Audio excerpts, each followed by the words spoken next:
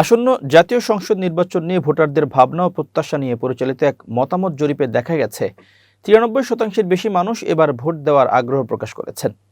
Communication and research foundation CRF এর Bangladesh election public opinion স্টাডিজের যৌথভাবে পরিচালিত এই জরিপের ফল বুধবার জাতীয় প্রেস ক্লাবে আনুষ্ঠানিকভাবে প্রকাশ করা হয়।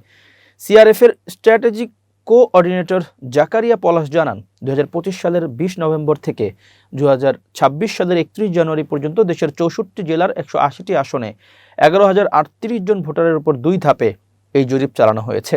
ভোট স্থানান্তরের প্রবণতা ও রাজনৈতিক মেরুকরণ জরিপের সবচেয়ে আলোচিত তথ্য হলো সাবেক সরকারি দল আওয়ামী লীগের ভোটারদের গতিপথ। দেখা গেছে আগে যারা আওয়ামী লীগকে ভোট দিতেন তাদের 48.2% এবার বিএনপিকে ভোট দেওয়ার পরিকল্পনা করছেন।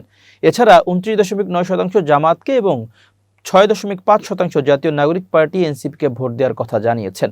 13% ভোটার অন্য দলগুলোর দিকে ঝুঁকছেন। নতুন প্রজন্মের ভোটারদের মধ্যেও জামাতের প্রতি প্রবল ঝোঁক দেখা গেছে।